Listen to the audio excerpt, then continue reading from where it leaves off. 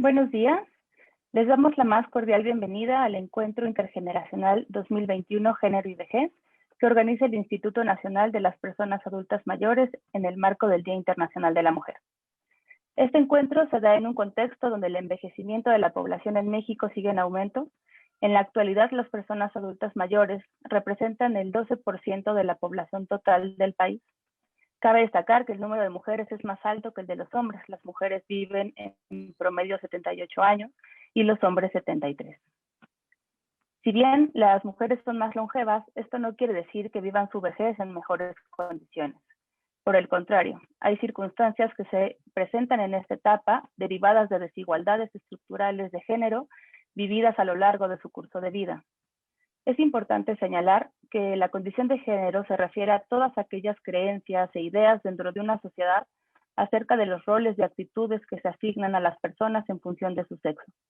Estos roles de género han colocado en una desventaja a las mujeres, a quienes históricamente se les había asignado actividades relacionadas al espacio privado, como la reproducción, la crianza, los labores de cuidado, el trabajo doméstico, limitando la oportunidad de acceder a una educación formal, insertarse dentro del mercado laboral y con ello obtener independencia y autonomía. Si bien estos roles de la educación tradicional se han ido transformando, es necesario ver que fueron predominantes en la educación que recibieron las mujeres y los hombres que hoy en día son personas adultas mayores, razón por la que muchas mujeres en edades avanzadas experimentan desventajas que obstaculizan su acceso a una vejez con bienestar, digna y libre de violencia. El día de hoy, a través de la participación de 8 mujeres de diferentes edades, localidades, perspectivas de vida, experiencias de ocupaciones, formación académica, se organiza este encuentro intergeneracional con el propósito de generar un espacio de intercambio, de reflexión y de aprendizaje en el abordaje de los temas que se edifican alrededor del fenómeno de feminización de la vejez, por la condición de género en la vida de las mujeres, cómo evidencia las desigualdades, cómo podemos contribuir a generar relaciones igualitarias en las que el componente de género no represente un obstáculo para el desarrollo de las mujeres adultas mayores en la sociedad y que nos permite identificar acciones tendientes a que mujeres y hombres gocemos de los derechos en condiciones de equidad e igualdad. Iré presentando a nuestras ponentes y participantes conforme avancemos en los bloques temáticos que tenemos preparados. Pero antes de pasar a nuestro primer bloque temático, pues bueno, quiero agradecer a las personas que ya nos acompañan en esta transmisión en vivo y invitarlos a participar en este evento a través de sus comentarios, de sus reflexiones, de sus preguntas en el chat de Facebook, para que también tengan la oportunidad de establecer un diálogo con cada una de nuestras ponentes. Al final tendremos un espacio también para responder sus preguntas. A continuación, voy a compartir nuestra primera cápsula en donde escucharemos a Guadalupe Díaz Romero y a María del Carmen Mendoza Clavel. Son 2 mujeres adultas mayores que nos comparten lo que significa para ellas envejecer.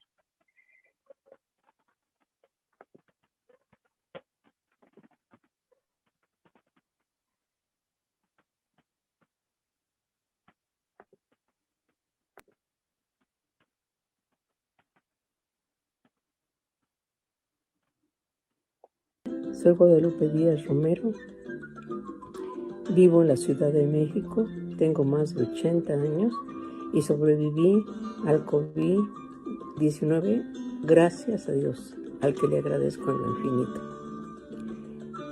Quiero comentarles en mi muy personal opinión que la vejez en la sociedad actual no ocupa un lugar de privilegio, sino de los últimos.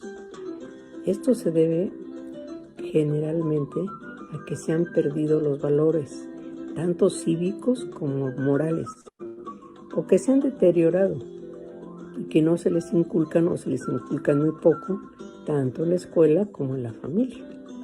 Y no es así con dádivas que vamos a educar a nuestros hijos, a la niñez, a la juventud, no, sino con el ejemplo. A la vejez se le ha condenado al olvido y a la soledad. No se le toma en cuenta para nada, sus opiniones no son escuchadas. Olvida que todos, absolutamente todos vamos para allá. Yo ya como que me siento mal porque ya más viejita. Yo quisiera estar joven, porque ya voy a estar más grande, ya más grande no voy a poder hacer nada. Imagina, se los acabo, mira, mi piel estaba más gruesa, mira cómo vaya, más delgadito. No más que porque pues yo, pues la verdad no tengo ninguna enfermedad. Lo único mío que me da la gripe y la tos, es mi única enfermedad.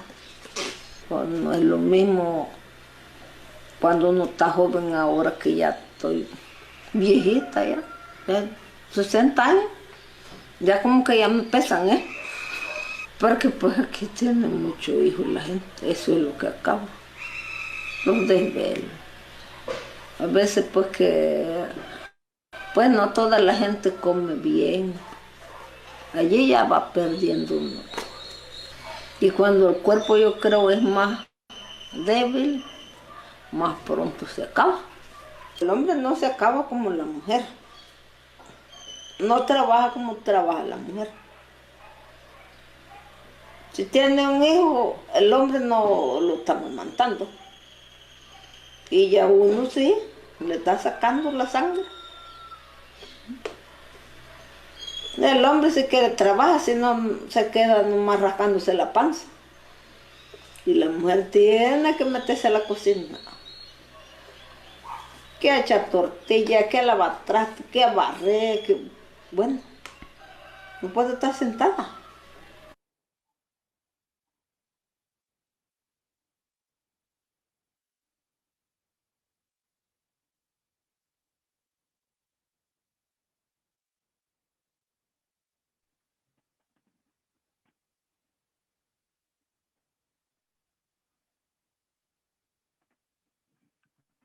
Ok.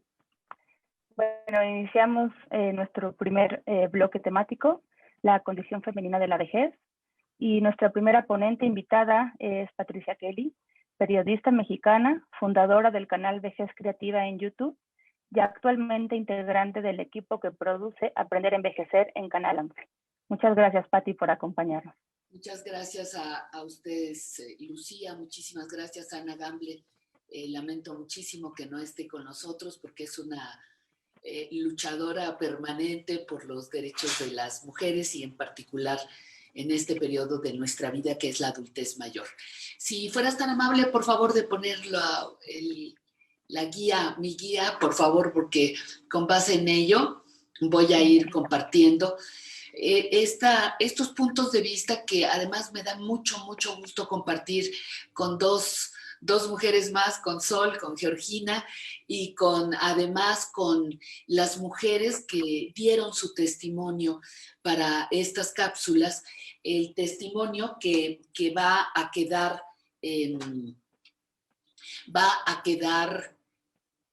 como representante muy valioso, muy importante de las vejeces que vivimos en México, porque no todas las personas, no todas las mujeres envejecemos de la misma forma y los testimonios nos lo van a recordar cada uno de ellos. A mí me señalaron que hablara un poquito de la condición femenina en la vejez. Estas mujeres nos abrieron la puerta y vamos con la primera parte, por favor, con la primera transparencia, el primer slide, por favor, donde tengo algunos datos que quiero compartirles. La población total en México en el último censo, los adelantos que se están dando del último censo, pues estamos en México sobre los 126,000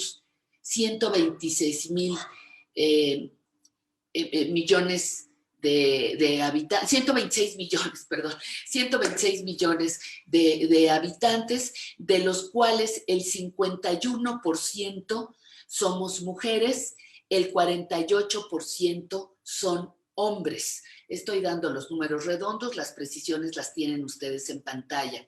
La población de personas mayores en este momento está en 15 millones. El porcentaje femenino, fíjense nada más, es de 54%. y el porcentaje masculino de adultos, de personas mayores, es de 46%, basándonos en el censo de INEGI 2020, en el que acabamos de participar. La que sigue, por favor. Luego tenemos otros datos. ¿Cómo llegamos las mujeres? ¿Cómo llegamos las mujeres a la vejez?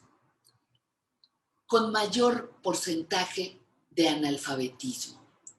Hay lugares en donde no importa si aprendes o no a leer y a escribir. No es necesario. Tú ocúpate de la casa, tú ocúpate de servirnos, que el saber, ahora sí como decía por ahí mi abuela, que el saber poco te importa. Por lo tanto, llegamos con menor escolaridad. Esto nos da grandes desventajas para solicitar trabajo, para poder salir de nuestra comunidad. En muchas comunidades, sobre todo rurales, indígenas, se les impide también a las mujeres aprender otra lengua que no sea la suya. Se tienen que quedar con su lengua madre, sea esta cual sea, y no tienen que aprender a hablar, en este caso sería el español, el castellano. Entonces, esa es otra manera en la que me limitan mi mundo, mi comunicación, mi posibilidad de desarrollo, porque si no me puedo comunicar con otras personas, pues mi crecimiento estará muy limitado. Las mujeres, con todo lo que se hace como trabajo en casa, decía una mujer, nosotras tenemos que dar, amamantar a los bebés recién nacidos, nosotras tenemos que estar cuidando a los niños, nuestra vida cambia cuando traemos a ese bebé en el vientre, pero sucede que al paso del tiempo esas condiciones nos van impidiendo tener trabajos remunerados, trabajos que tengan y garanticen seguridad social, y son trabajos que están invisibilizados y que no se consideran trabajo. Vamos desde el trabajo en casa, que a nadie le pagan, salvo que salgas de casa a ofrecer tu fuerza de trabajo como trabajadora doméstica. Te pueden pagar en la casa de enfrente, pero en la tuya ni lo reconocen ni te lo pagan. También por eso yo no tengo acceso a la seguridad social.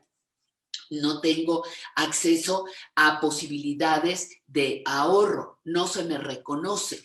Entonces, mi trabajo también como señora que pongo un puesto en la puerta de mi casa para unos jugos, para unas tortas, para unos sándwiches afuera de una escuela, eso tampoco es reconocido como trabajo. Todos decimos, la señora es para ayudarse. Las ventas por catálogo es para ayudarse.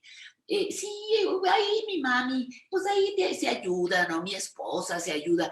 No se reconoce como un trabajo. Ya algunas firmas de las de ventas por catálogos están haciendo y están ofreciendo verdaderas alternativas de desarrollo para algunas mujeres. No para todas, pero han encontrado un nicho importante para poderse desarrollar, pero eso no les garantiza la seguridad social que tanto necesitamos en la etapa de la vejez.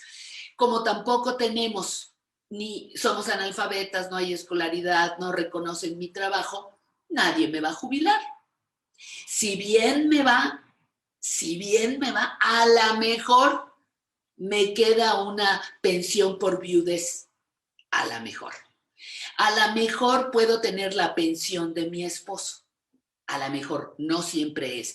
Hay a veces problemas legales, hay falta de trámites que lo permiten o simple y sencillamente ellos tampoco tenían esa posibilidad. Entonces, también llegamos sin jubilación. Hoy los datos oficiales, a ver qué nos ofrece el censo en este sentido, pero se está hablando de que solamente de los 15 millones de personas adultas mayores que habitamos este país, solamente entre el 25 y el 27% tienen derecho a la jubilación.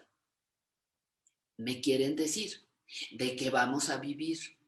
El resto, el otro 70 y tantos %, si además de todo se nos niega el trabajo, si no se reconoce, nos están condenando a la pobreza, a la dependencia absoluta. Otro asunto con el que llegamos las mujeres a la adultez mayor, con la violencia acumulada a lo largo de toda la vida. Niñas golpeadas, abusadas, adolescentes golpeadas, abusadas, mujeres jóvenes golpeadas, abusadas, y el abuso conlleva absolutamente todas, sujetas de violencia con todos los tipos de violencia, económica, física, emocional, social, laboral, todo tipo de discriminación.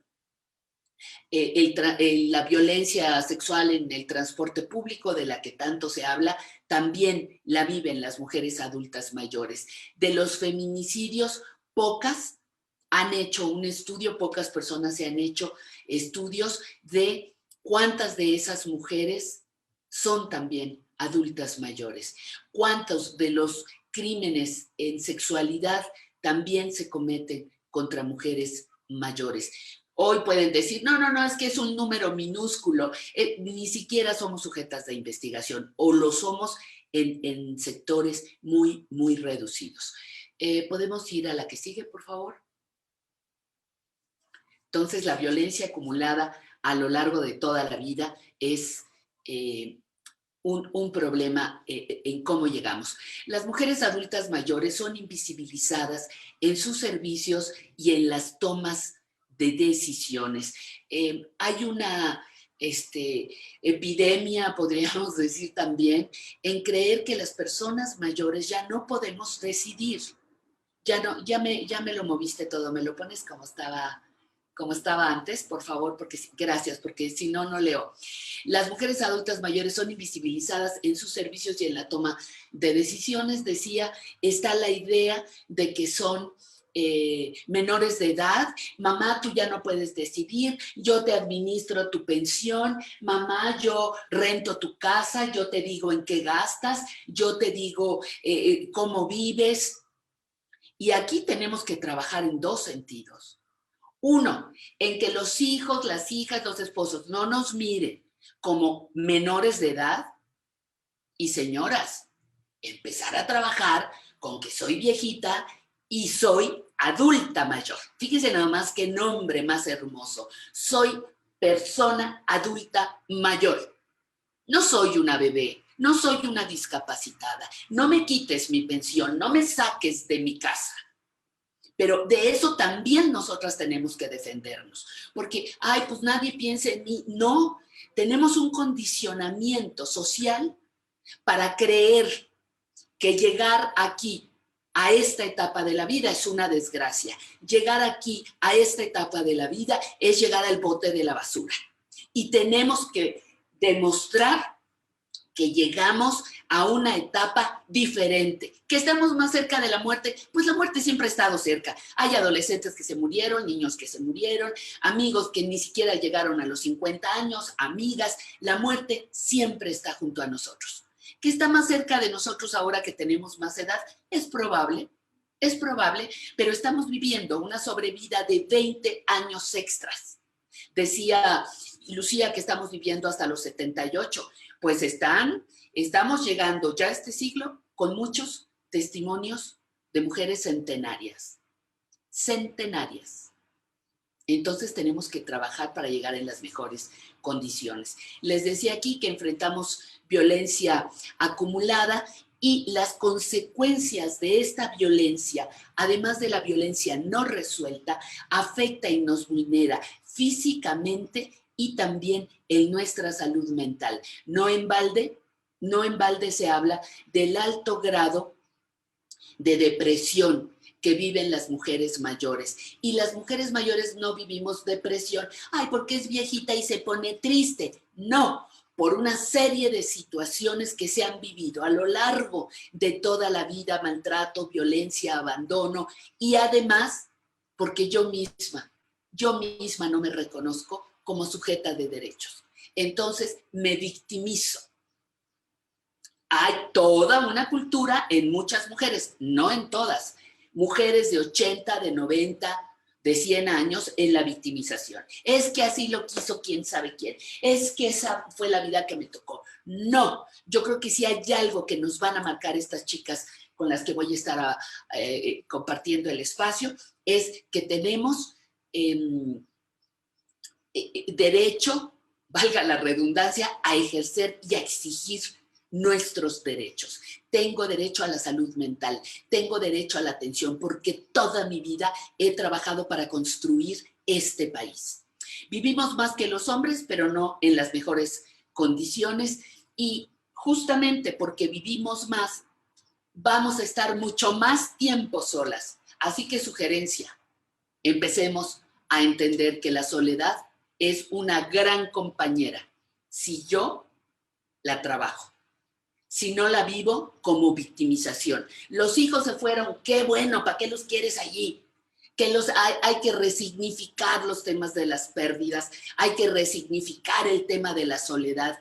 Vamos a vivir mucho más, señoras, y solas. Los hombres se casan más rápido, duran menos tiempo viudos. Y hay unas que también dicen, ay, no, ya enviudé, ¡wow! ¡Qué suerte! Ay, no, oye, mamá, ¿te vuelves a casar? No, por favor. Y otra cosa que es muy importante es que a la fecha seguimos cobrando menos que los hombres por el mismo trabajo de vengar. Seguimos entre 30 a 35% menos que los hombres por el mismo trabajo. La que sigue, ¿cuántos minutos me quedan, por favor? Porque dije que me iba a ser responsable, pero ya me perdí. Te quedan 6 minutos, Pati. 6 minutos, perfecto. La que sigue, por favor. Gracias. Yo muy responsable y ya me pico aquí. Bueno, vámonos. En los medios de comunicación, me voy rápido. Hay mayor discriminación a través de los mensajes, de los medios de comunicación, de la publicidad y de las redes. No es el tema de la conversación, pero podemos hacer excelentes investigaciones sobre cómo nos miran la publicidad. Es una representación muy reducida. Salimos o como abuelitas en mecedoras, o salimos como amas de llaves, o a ser mamás cuidadoras y abuelitas. O sea, no tenemos papel de ninguna otra manera. Y cuando piensas en una Michelet o en una como la presidenta Merkel, dices, bueno, yo creo que puede ser uno algo más que madre cuidadora o abuelita en una mecedora. Y casi todos los mensajes publicitarios están en contra de nuestro envejecimiento. Siempre nos amenazan, píntate el pelo, te van a dejar, qué mal te ves más grande que él, mira nada más esas arrugas, no seas fodonga. Una serie de agresiones que están en la cultura, por supuesto, en los medios de comunicación, y destacando algo que hoy, siglo XXI, 2021, todavía no se consigue: la eterna juventud. Entonces, más vale que vayamos apreciando y queriendo este cuerpo que nos ha permitido llegar hasta acá. La que sigue, por favor. Ya voy cerrando. ¿Qué propongo? Ya que esto era un encuentro intergeneracional, yo les propongo a las mujeres que nos siguen, que siguen después de nosotras, a estas mujeres mucho más jóvenes que están también llenándose de miedo porque hay toda una sociedad culpígena, manipuladora y discriminadora para con el envejecimiento. Hay para más cosas, pero ese es el tema que tenemos hoy. Actualicemos. Y ahí es donde yo me propuse lo que hago en el canal de Vejez Creativa. Actualicemos nuestros conceptos y nuestras ideas sobre el envejecimiento. no es el bote de basura, no es el fin de la vida. Podemos recuperar muchas cosas, la vida te regresa una parte del tiempo, pero no lo queremos ver así porque estamos victimizándonos como abandonadas. Ay, nadie me viene a ver, ay, nadie me cuida, ay, nadie, pues cuídese sola, pues nadie la viene a ver, pues háblese sola, hable a la amiga, vaya, busque a la hija, generen un grupo de trabajo, de lectura, de visita de museos, de viajes. Basta de estar victimizándonos. No todas, yo lo sé. No todas pueden. No todas llegaron en condiciones de poder pararse y caminar. Me queda clarísimo. Pero este mensaje es para las que siguen después de nosotras. Hay que cuidar y proteger su cuerpo, pero no para que no envejezca, sino para que se mantenga sano. Yo les digo que hay que hacer ejercicio, no para maldito cuerpo horrible que me tocaste. Cuida tu cuerpo, haz ejercicio para protegerlo, para que se sienta bien, para prolongar su bienestar, su bien sentirse.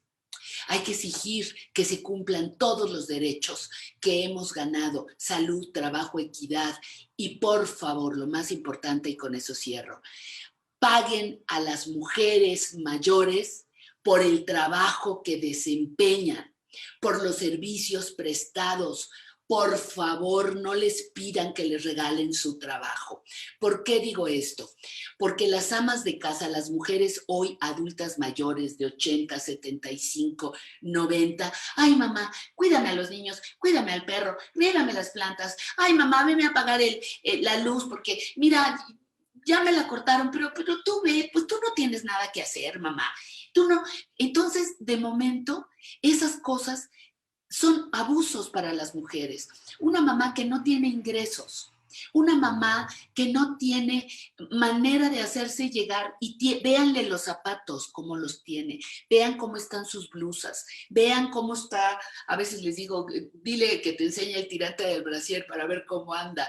Se olvidan, son mujeres que todavía traen, estas muy mayores que nosotros, todavía traen la sentencia del sacrificio en la vejez.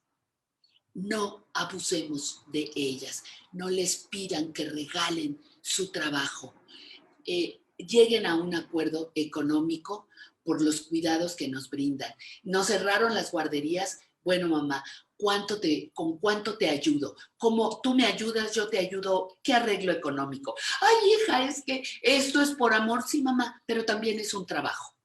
Porque hay unas mujeres que se enojan mucho, lo he propuesto varias veces, y pues no me importa que se enojen, la verdad, cuando quieren seguir abusando de sus madres, el nombre del amor. Eso no es amor, eso es abuso, y lo hemos normalizado. Esas mujeres necesitan ingresos para vivir. Y si no es para vivir, pues porque se quieren ir al cine, o porque se quieren comprar unos zapatos, o porque se quieren ir a comprar un helado de este tamaño, tienen derecho a ser reconocidas en todos sus servicios y trabajo. La que sigue, por favor, creo que hasta ahí llego, ¿verdad? Ya fueron las 6. Bueno, ahí está el contacto y me quedo aquí, permanezco aquí para las dudas, comentarios que quieran que nos hagamos. Muchas gracias. Espero no haberme pasado de tiempo. No, Pati, en tiempo. Muy bien, muchísimas gracias. Agradecemos, bueno, sobre todo tu participación y, bueno, vamos a continuar con la siguiente cápsula.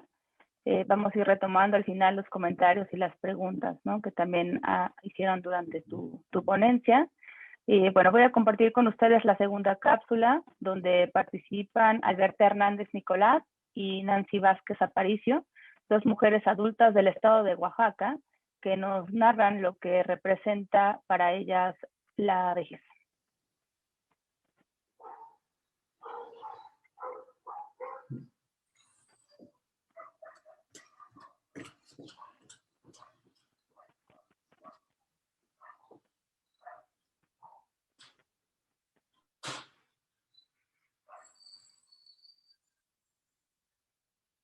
Envejecer me representaría es que quiero ser una persona menos gruñona hace cuando llegue a ser viejita.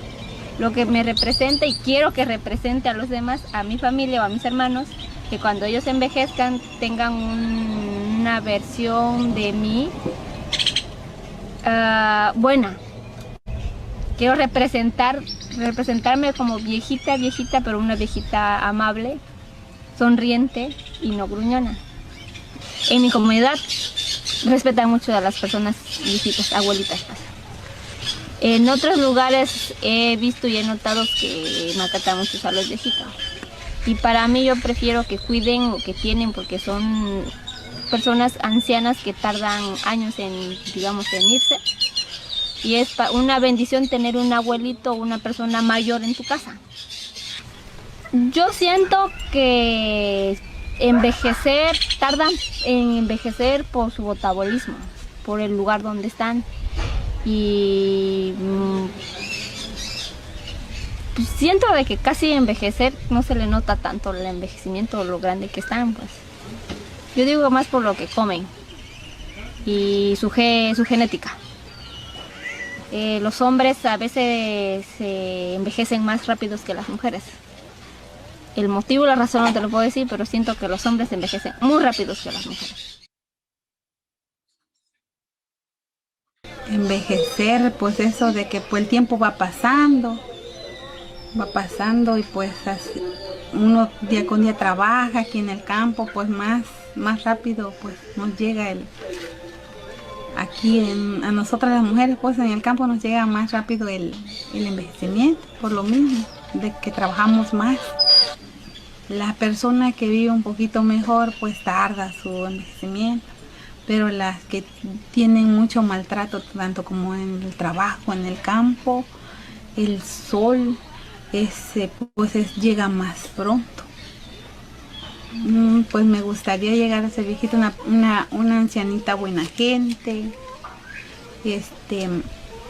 cooperando con las personas que me cuiden. Pero sí me acuerdo de mis abuelitos, de mis tíos, los que ya han envejecido, los que he visto, y pues yo le pido más que nada a Dios de llegar a ser una ancianita tranquila.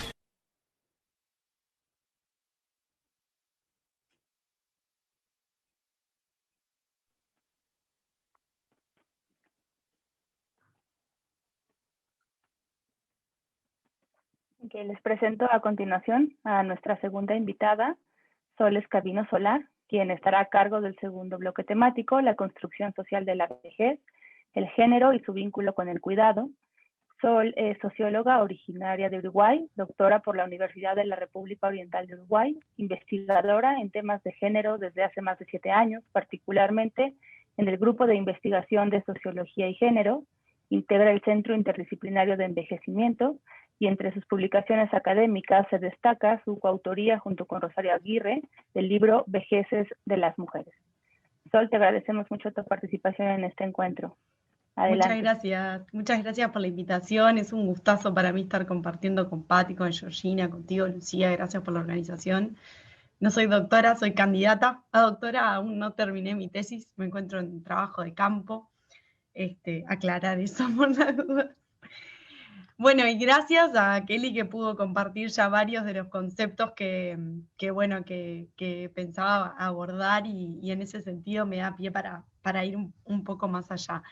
En primer lugar, lo primero que me sale expresar antes de empezar la presentación más ordenada es qué importante que nosotras como mujeres jóvenes podamos pensar una vejez para nosotras mismas, para nuestras amigas, por fuera de los marcos que la sociedad nos presenta como marcos normativos acerca de qué es, cómo es, qué implica ser una persona vieja. Y en ese sentido, ya también, antes de empezar sin la presentación, qué interesante, ¿no? Esto de hablar de las vejeces y de la diversidad de mundos posibles en los que se puede expresar una situación vital que suele ser asociada a una edad cronológica. La edad puede tener un componente social, ¿no? La subjetivación, eso que percibimos como, también tiene una construcción social a la cual están asociadas emociones, ¿no? Si me siento viejo, entonces lo asocio con la muerte, entonces me siento malo, tengo miedo a la soledad. Esas emociones son construidas socialmente, no existen adentro nuestro, digamos así, porque sí. Y además, la edad también puede ser un concepto que alude a aspectos fisiológicos, además de sociales, y también puede ser un aspecto que alude a una dimensión cronológica. Y ahí está el riesgo en homologar a todas las personas, en transformarlas iguales por pertenecer a un grupo etario.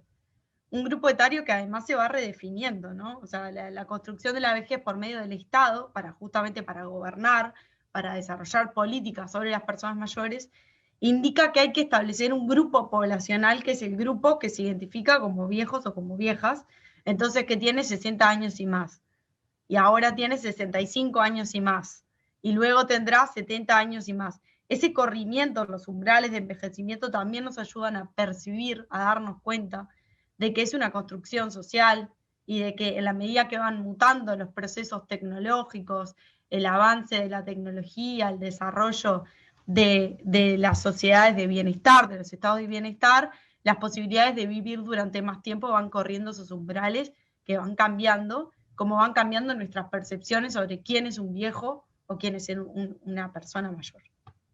Dicho esto, les voy a compartir pantalla. A ver, por aquí. ¿Lo ven conmigo? A ver si puedo...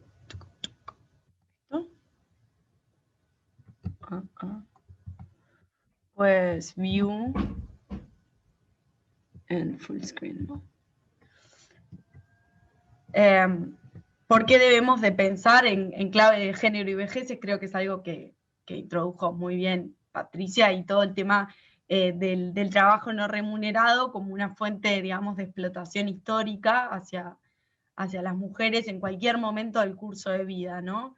Desde el trabajo infantil, las adolescentes que cuidan a sus hermanos pequeños, que realizan tareas domésticas, hasta la vejez, sobre todo, principalmente en el abuelazgo y en el cuidado entre las personas mayores que empiezan a tener, aumentar sus niveles, sus situaciones de dependencia. Y la dependencia acá la podemos entender como la interacción entre las barreras sociales, de lo que estamos hablando, y la capacidad de funcionamiento disminuida, o la posibilidad digamos, de movernos o de gozar de salud mental disminuida. También es importante tener en cuenta que el género no es un concepto estanco, ¿no? Así como las identidades no son estancas. Pueden ir cambiando durante el curso de nuestras vidas, y por eso también podemos hablar de performatividad de género, lo cual admite hacernos preguntas sobre, por ejemplo, ¿qué implica ser una mujer trans vieja? ¿Quiénes son las mujeres viejas trans? Por ejemplo, en Uruguay, el censo de las personas trans dice que su esperanza de vida está en torno a los 50 años, bastantes años menos que la esperanza de vida para las mujeres en Uruguay, que es de 81 años. ¿Cómo son esas vejeces de 50 años de estas mujeres trans? Y así con varias categorías que van delimitando y moldeando nuestros contextos de vida y nuestra interacción. También respecto al trabajo no remunerado, que es algo que traía Patricia, existen fuertes desigualdades entre las mujeres, en función de los posicionamientos socioeconómicos, en función de los posicionamientos étnicos raciales, en función, por ejemplo, de nuestras trayectorias vitales, si somos mujeres migrantes, si no somos mujeres migrantes, en nuestros niveles educativos. Entonces, me voy a saltar un poco que existe una socialización de género, pero porque ya lo abordamos, y que se aprende a ser varón, a ser mujer, entonces que hay una educación sobre esta dicotomía posible, no puedo ser varón, no puedo ser mujer, y que esto puede ir cambiando durante el curso de nuestras vidas, es decir, que es performático, pero que las desigualdades que se entretejen a partir de la creación de algunas categorías como varón o mujer, siempre están en interacción con otras, la clase, la raza, la condición migrante, etc. Digo que hay como tres sistemas muy fuertes: el mercadocentrismo, el patriarcado y el adultocentrismo, operando para construir las vejeces actuales.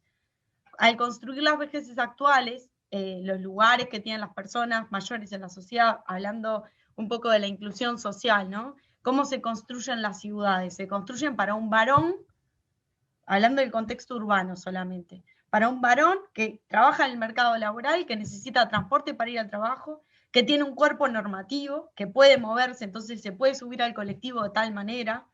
Está hecho para una persona que no tiene responsabilidades domésticas, que no tiene que trabajar. Entonces, incluso desde el adultocentrismo, ¿no? Esa idea de que la persona que no es ni joven, ni niña, ni persona mayor, es ese sujeto que está destinado al mercado laboral a dedicar su tiempo a la productividad, y el patriarcado en esto de generar un espacio doméstico no reconocido, no valorado, asignado a las mujeres durante todo el curso de vida, y para el cual no se organiza ni la actividad económica, ni la actividad social, ni la actividad política. Estas discriminaciones también han sido llamadas como edadismo, que fue un concepto acuñado en el 69 por Butler, y Stone habla del doble estándar del envejecimiento, ¿no? Que lo podemos traer al ámbito como tanto social como sexual, ¿no? Esta idea del solterón, del viejo que es un solterón apetecible, y la vieja que envejece y enviuda, y entonces no vuelve a constituir una pareja y es una solterona que no vale, que no es posible que tenga una vida sexual activa, o que sea sexualizada, o lo que sea. Muchas veces también dentro de la lógica mercantil, las personas mayores quedan atrapadas como esta cuestión de excedente humano, ¿no? O sea, como no son incluidas en el mercado laboral, entonces se las construye como inútiles. Y ahí hay una interseccionalidad muy interesante entre el feminismo y la lectura desde la sociología, el envejecimiento y la vejez, que tiene que ver con cómo se construye la inactividad, ¿no? Entonces, si bien todas las mujeres estamos marcadas por la realización de trabajo no remunerado, el no reconocimiento, la no redistribución de ese trabajo, a la vez las mujeres mayores están marcadas por el hecho de ser mayores, o sea, de ya directamente estar por fuera del mercado laboral, y es un doble, y además de realizar un trabajo no remunerado que es no reconocido. Entonces hay como una doble invisibilización de ese trabajo doméstico y de las abuelas, bajo esta lógica en la que quedan atrapadas como en este estereotipo de que las personas mayores son un costo para la sociedad más que otra cosa, ¿no? Son un costo del cual la sociedad tiene que ver cómo hacerse cargo. Por eso a mí me gusta pensar un poco en esto del diálogo intergeneracional, que yo soy vieja, o sea, y no es por quitar peso a un discurso que las personas mayores tienen que tener. Como la vejez no existe, es una construcción social. A mí me parece que es interesante que desarrollemos políticas de cuidado, políticas de envejecimiento, políticas urbanas, pensando desde la vejez. Es más, creo que eso ayudaría a ordenar varios problemas de cuidados que estamos teniendo. Pero ahora voy a ir específicamente sobre el tema de los cuidados. ¿Cómo voy de tiempo? Porque yo también dije que me iba a hacer cargo, pero no. Bien, todavía tienes tiempo. Bien, entonces, estamos de acuerdo con que tenemos una mayor esperanza de vida de las mujeres, que los varones, eso es un fenómeno regional. En Uruguay ahora estamos en 81 versus 74,5 aproximadamente. Los varones viven 74 años promedio, las mujeres 81. Como les digo, cuando hacemos análisis específico, vemos que las mujeres trans, su esperanza de vida está cerca de los 50 años. Y eso exige otros marcos heurísticos para comprender esas vejeces. Y ante esta mayor esperanza de vida de las mujeres, hay claramente unos condicionamientos de los que ya habló Patricia, y no voy a repetir, durante el curso de vida, que nos perjudican. Ya hubo varios ejemplos, no voy a entrar ahí. También lo mencionaste, de una menor esperanza de vida con buena salud, es decir, sí, somos más longevas, pero eso no es una ventaja ante los varones, porque tampoco se trata de una competencia por quién muere primero, sino que la discusión debería estar centrada en cómo es el bienestar, ¿no? Cómo sucede en nuestras vidas, cuáles son las condiciones de vida que tenemos durante todo el curso de vida, y por ende, bueno, cómo también nos acercamos a esas edades. Y la menor esperanza de vida con buena salud se asocia con esto, con las necesidades más crecientes de cuidados. Y acá voy a parar un segundito. En esto de la feminización del envejecimiento y del sobreenvejecimiento, ya lo mencionamos, y la exclusión social en general que tienen las personas mayores. de los ámbitos educativos, de los ámbitos laborales, de los ámbitos urbanos, de la cultura, del divertimento, de las fiestas, de la sexualidad, ¿no? Yo siempre le digo, no existen viejos ni. No sé si en México lo usan, pero acá de manera muy estigmatizante a los jóvenes, cuando se empezó a hablar de los jóvenes ni, que ni estudian ni trabajan. Ningún Estado ni ningún analista creó una categoría viejos ni, porque nadie espera que los viejos, las viejas, les viejes, trabajen o estudien, ¿no? Porque no se espera, porque hay una exclusión social que también se reproduce desde las categorías que se generan. Vale aclarar que dentro de las jóvenes ni, la mayoría son mujeres, una buena proporción, por lo menos acá en Uruguay, son mujeres jóvenes que están cuidando y que están realizando tareas domésticas. Entonces, respecto al tema de los cuidados, me gustaría solamente hablar sobre los abuelazgos como un ejemplo de cuidadoras, de la condición de cuidadoras de las mujeres mayores, personas mayores, y de las personas que necesitan cuidados y los contextos en los que se están generando esos cuidados, para hablar de las cuidadoras descuidadas.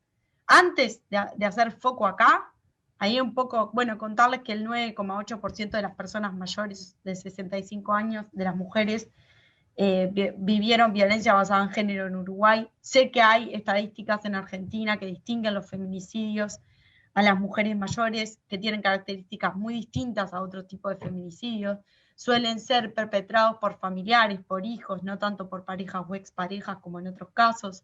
Y así profundizaremos sobre el análisis que podemos ir haciendo de cómo la violencia vivida durante toda la vida también termina muchas veces siendo letal en caso de las personas mayores, pero también, y en un tema que me gustaría que tratemos luego en la discusión, en los mecanismos de cuidado de larga duración que son guetizantes y que funcionan como políticas de encierro. Cómo la violencia de género se sigue reproduciendo y toma rasgos particulares en la vejez allí.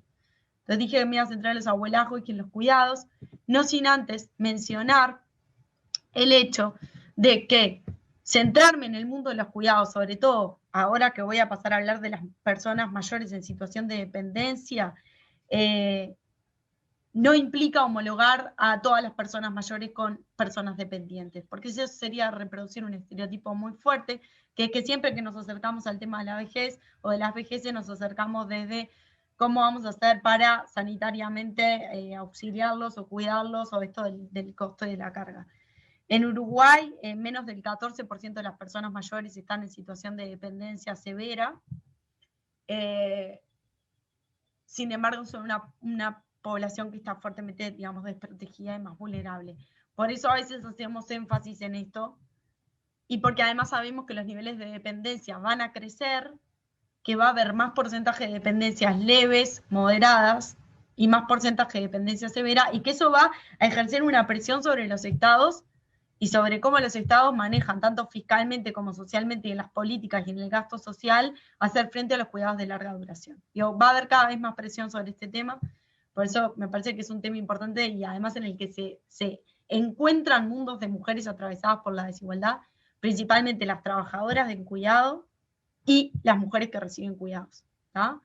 Entonces, en relación a los abuelazgos, para aumentar como esta énfasis en el trabajo de cuidados no remunerado y no reconocido, bueno, en primer lugar, la literatura reconoce que las personas mayores, las mujeres mayores, las abuelas son fundamentales en las estrategias de cuidado infantil.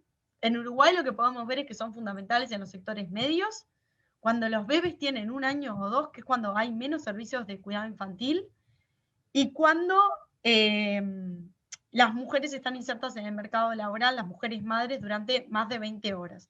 O sea, las abuelas son utilizadas como un mecanismo de cuidados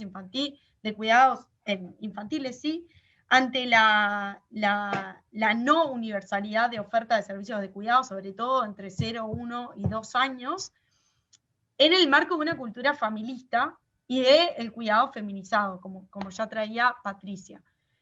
Ahora, estos abuelazgos muy pocas veces son elegidos. Forman parte de una cultura de la obligación, de estos mandatos, ¿no?, que tenemos todas las mujeres de ser amantísimas, de cuidar, de estos estereotipos que nos dictaminan la participación en el cuidado y además un buen desempeño, ante los ojos de quien no sabemos muy bien, pero un buen desempeño y una exigencia sobre esos abuelazgos, sobre esas maternidades, que no sucede para el caso de los varones y que, por cierto, tiene toda una cuestión muy arraigada con las diferencias biológicas y las construcciones sociales que existen sobre las diferencias biológicas, principalmente sobre el hecho de parir y de gestar, que sirve de apuntalamiento para después suponer que por eso somos buenas cuidando o deberíamos hacerlo en todos los casos y durante toda la vida. Pues no es así. Entonces, en esta obligatoriedad de los abuelazgos, en la literatura se habla de abuelos esclavos, de mujeres que no tienen la capacidad ni de reconocer una situación de opresión ante la exigencia de un trabajo no remunerado, de mujeres que no tienen la capacidad de decir que no, y de otras mujeres que sí, y esto está también muy atravesado por el factor socioeconómico. Los abuelazgos y las posiciones de las mujeres en un estudio cualitativo que hicimos en 3 generaciones son bien distintas según niveles socioeconómicos. Paradójicamente, las mujeres más pobres no están disponibles para realizar tareas de cuidado cuando son abuelas más jóvenes además, porque siguen insertas en el mercado laboral y porque las condiciones de pobreza hacen que tengan que insertarse en el mercado laboral y no estar disponibles para realizar ese trabajo no remunerado, por ende son abuelas que no tienen posibilidad de cuidar. En otros casos, en los sectores medios, más medios bajos, el abuelazgo es más tardío. Entonces estas abuelas se encuentran como intentando potencializar la autonomía económica de sus hijas, son un factor importante para explicar la inserción de las mujeres en el mercado laboral, pero muy pocas veces tienen las opciones de elegir justamente si cuidar o no, y en qué condiciones llevar a cabo ese cuidado. Hay algunas estadísticas, hay algunos papers, este PPT que ha colgado, está la bibliografía acá sobre algunos datos que les estoy citando. Entonces, respecto a las mujeres mayores cuando necesitan cuidados, nosotros sabemos que, como ya venía diciendo, y no lo digo yo, lo dicen Federici, lo dice Freixas, lo dicen un montón de mujeres que escribieron y pensaron antes que nosotras, gracias a ellas. Lo contrario a lo que ocurre con la reproducción de la fuerza de trabajo, ¿no? Como cuando las mujeres dedican trabajo no remunerado a cuidar niños, el trabajo no remunerado invertido en cuidar personas mayores es estigmatizado como justamente un trabajo que absorbe el valor pero no genera valor. Es decir, ese discurso que aplica a veces para el cuidado infantil de estás gastando tiempo de trabajo, de cuidados, pero estás generando el futuro, las personas del futuro, vida o lo que sea, no aplica para el caso de las personas mayores. Entonces se visualiza como un trabajo, se pierde la dimensión humana, la dimensión de la persona, la dimensión del derecho a una vida digna, siendo vida y digna, no disociables, y entonces se antepone una lógica mercantil, ¿no? ¿Cuánto me cuesta mantener vivo este sujeto? Ahora con la pandemia se vio clarísimo en un montón de estados, podemos hablar ahora de este tema.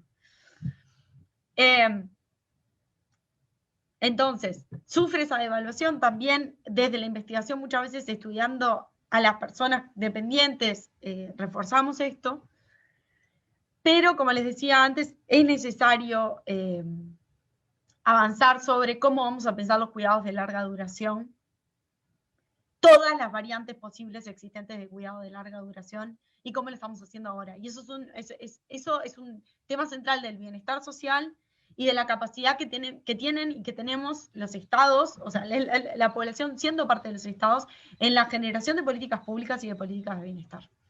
Bueno, el concepto de inactividad manejado en las estadísticas oficiales, por supuesto que oculta todo el trabajo no remunerado de las mujeres. En las proyecciones 2020-2025, nada, les traía como antes de hablar de cuidados, y con esto voy a ir cerrando y lo dejo para la discusión, estas como diferencias en los panoramas entre México y Uruguay. Estamos hablando de 2 países que tienen una población totalmente distinta. En Uruguay somos 3 millones, casi 3,5 millones de habitantes, la mayoría vivimos en Montevideo. ¿Y por qué traigo esto? Porque sé que México está en el camino de pensar un sistema nacional integrado de cuidados, y Uruguay ya lo hizo. En Uruguay las acciones dirigidas hacia los cuidados en el envejecimiento fueron escuetas, escasas, y tenemos mucho para aprender de la experiencia que ya vivimos. Nuestra esperanza de vida es mayor, hemos tenido un gasto social más alto que México en los últimos años, tenemos una distribución de los ingresos por ahora levemente mejor que en el caso de México.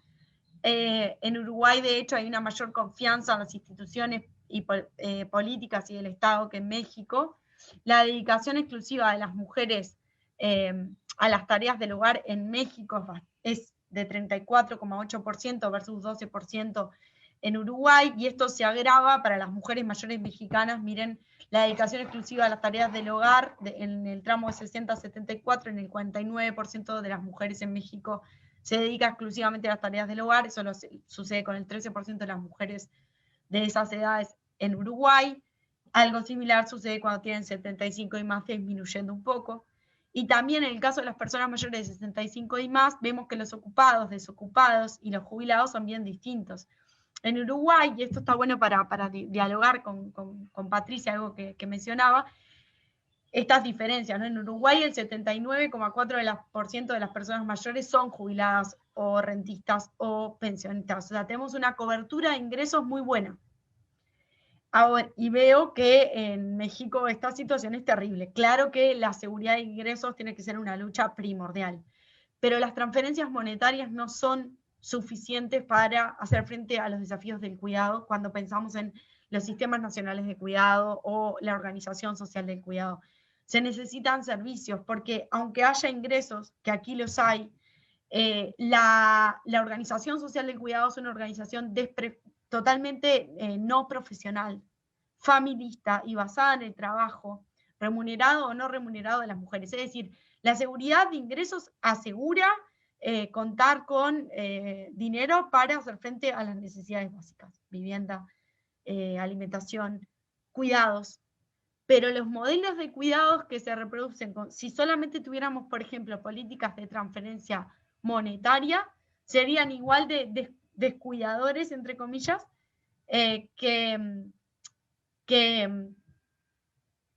bueno, serían igual de descuidadores, no, habría ingresos, pero no definirían un modelo de cuidados más igualitario o más atento con las personas mayores y con sus necesidades. Y esto nos lleva un poco a la discusión, sí, de los servicios y de los programas que se generan para el cuidado. Por ello me gustaría conversar un poco acerca de que buena parte de las mujeres viven solas, de que la viudez es una situación mucho más frecuente en las mujeres, en que los impactos que tiene la viudez y la vida en solitario sobre el bienestar y sobre los riesgos del cuidado son algunos de los argumentos que nos llevan a pensar en la organización social de los cuidados, que hay un extendido familismo y feminización. ¿Qué quiere decir esto? Nuestras culturas y nuestra herencia colonial nos dice que la principal encargada de las familias de los cuidados son las familias, y que las mujeres de la familia saben hacer eso por naturaleza. Y es un poco raro pensar que por el hecho de ser mujer vamos a tener conocimiento específico acerca del Alzheimer, de la demencia senil o de ciertos problemas de movilidad. Realmente es necesaria una profesionalización, un abordaje de las herramientas cognitivas, físicas, expresivas que podemos tener para cuidar.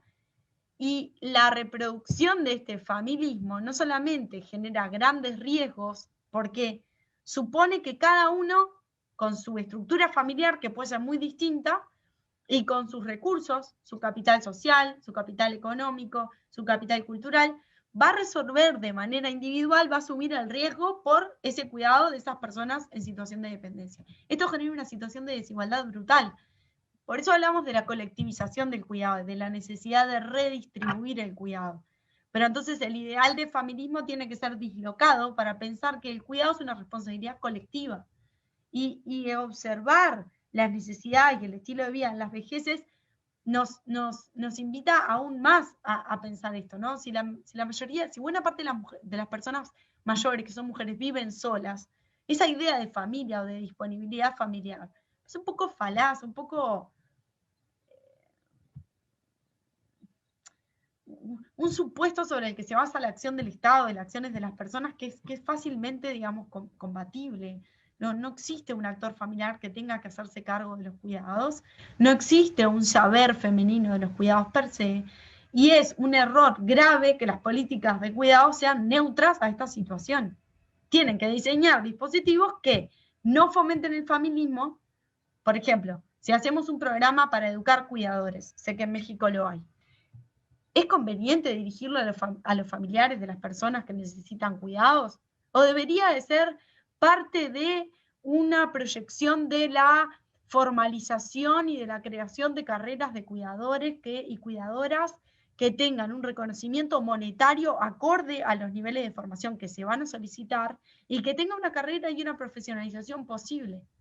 Entonces, en cada uno de los diseños, estoy viendo que me quedo sin tiempo, de cada una de las acciones que pensamos, tenemos que ver cómo estamos reproduciendo o no este feminismo y esta feminización.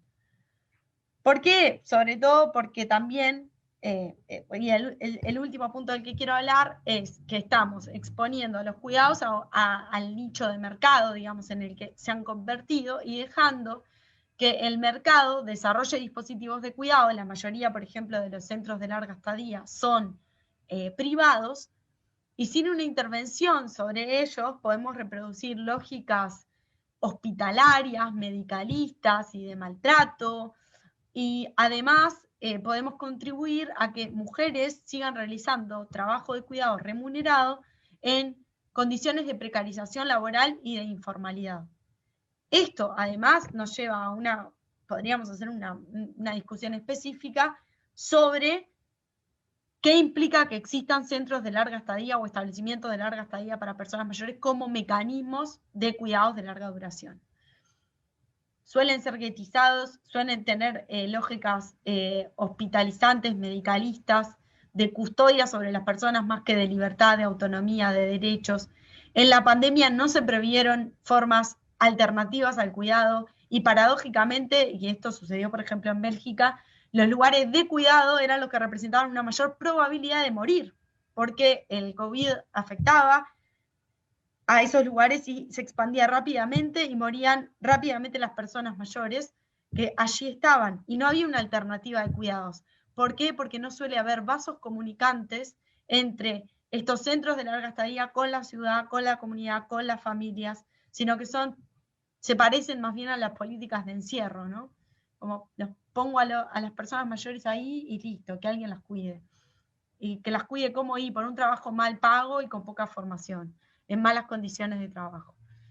Entonces, son múltiples los desafíos para pensar los cuidados de larga duración, y en este sentido me encanta el diálogo intergeneracional, porque yo creo que las políticas de cuidado en la vejez la tenemos que diseñar conjuntamente de manera intergeneracional. Yo quiero participar, yo quiero diseñar cómo quiero ser cuidada en mi vejez.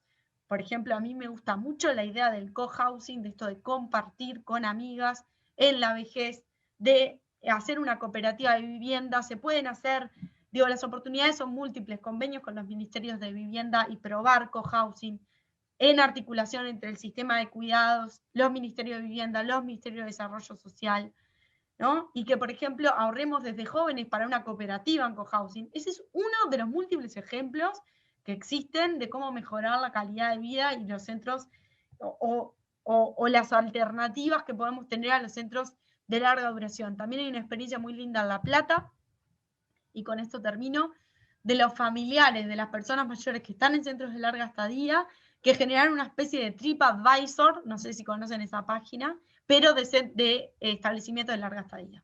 Entonces empezaron a poner cuánto vale, qué opinión les merece, cómo están viviendo la experiencia como usuarios de esos, y es una forma en que las familias y los usuarios tienen de, entre comillas, controlar al mercado, o comenzar a ejercer presión para que ciertas condiciones de cuidado comiencen a revertirse dentro de esos centros de larga duración. Los programas de asistencia personal, que no se piensan con un soporte institucional en equipos de trabajo, dejan muy solas a las trabajadoras del cuidado y a las personas que lo reciben en el ámbito doméstico, ya que es un mecanismo que hay que pensar, hay que repensar, pues falló en los países europeos, un poco lo vimos también en la experiencia uruguaya, hay otras experiencias, hay una particularmente en Brasil, que nada, si hay más tiempo la podemos compartir. Y bueno, y nada, invitarlas como con este picoteo de información sobre los cuidados y las condiciones a conversar sobre la autodeterminación, la autonomía en los marcos de relaciones de interdependencia, porque la autonomía nunca es de una persona que toma decisiones sola, siempre estamos en marcos de interdependencia, y a tener un debate sobre, bueno, no sobre la edad, pero sí un debate que interrogue y que nos lleve a pensar las políticas públicas, más considerando que México está en este momento con una oportunidad importante de desarrollar un sistema nacional integrado de cuidados, y bueno, y cómo esto va a interactuar con esta perspectiva intergeneracional y de género. Así que muchas gracias, seguro me excedí, perdón.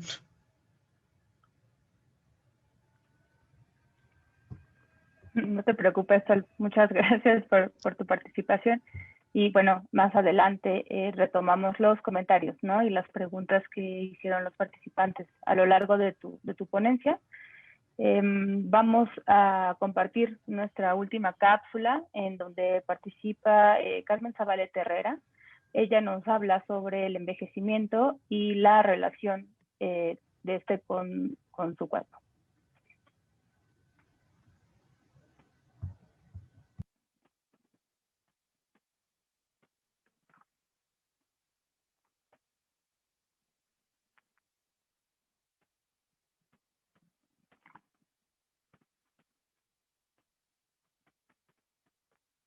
Mi nombre es Carmen Zabaleta, soy actriz y tengo 50 años, y decirlo de esta manera verdaderamente para mí es impresionante. Yo nunca me imaginé en esta edad, nunca me imaginé reconocer mi organismo y mi cuerpo 5 décadas después del día de mi nacimiento, y el día que tuve la conciencia de que empezaba a envejecer fue hace 10 años, cuando tenía 40. Cuando fue que mi cuerpo empezó a tener cambios más importantes, hormonales en la piel. Y me di cuenta que había cosas que ya no tenía, ¿no? Que la lozanía, que la piel firme, que la humedad de las membranas empezaban a ir. Entonces decidí escucharlo y darle lo que él me pedía. El cuerpo para mí es muy sabio. Él siempre nos está hablando, se manifiesta con dolores o con alegrías o con sensaciones o respiración. Y cuando me ocurren este tipo de cosas, lo que hago es darme un momento y decir, ok, esto es lo que mi cuerpo quiere, y busco opciones que tienen que ver con mi mente, con mi desarrollo, con alguna crema, con alguna esencia, con alguna sustancia, algún alimento. Cambio de alimentación también ha sido muy importante para mantenerlo y para aprender a escucharlo. El cuerpo para mí es una herramienta fundamental en la vida y en el trabajo, es la base de mi creación, de mi pensamiento. Siempre estoy buscando espacios donde pueda expresar esa que soy y la manera en que está cambiando y la manera en que se ha construido. Envejecer nos construye en los hombres y en las mujeres que somos hoy.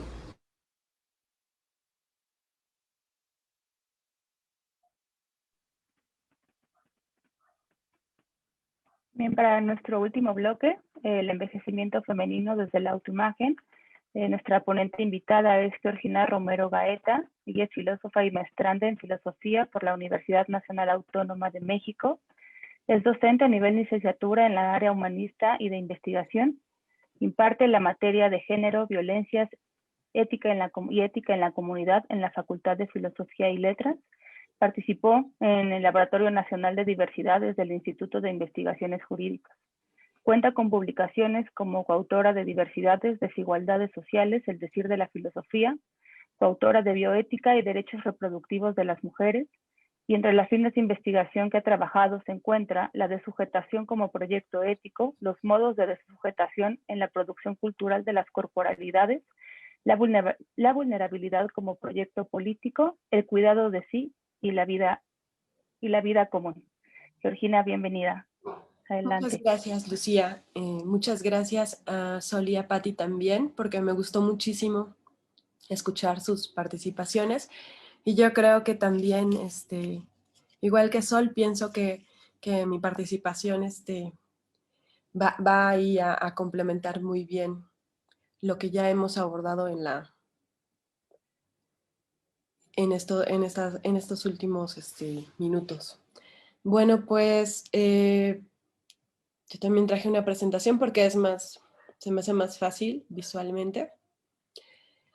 Y bueno, cuando me invitaron a tomar la palabra en este espacio y con estos temas, pues debo decir que fue un reto, porque si bien es cierto que los temas de cuidado y de género a los que me he dedicado a estudiar hace algunos años, pues implican, no necesariamente había hecho yo una participación específica y tan bien documentada como lo hicieron mis colegas que acaban de exponer.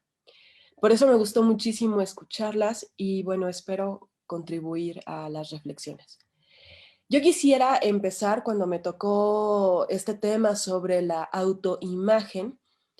Quise recuperar este pensamiento o este derecho, pero este derecho desde una actitud reflexiva, o sea, el derecho a un proyecto de vida propio para las mujeres, que es un derecho que se ha conseguido a través de las luchas feministas, es un derecho muy reciente y que tiene que ver, pues, o sea, la propia enunciación, ¿no?, del derecho ya nos dice muchísimo, o sea, que no teníamos antes las posibilidades, que nos fueron arrebatadas esas posibilidades a planear sobre nuestras vidas.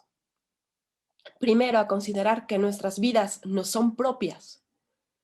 Y segundo, en ese sentido de que la vida, de que nuestras vidas, nuestras cuerpos no son propias, también al hecho de plantear que podemos desarrollar un proyecto y poder hacer una planeación.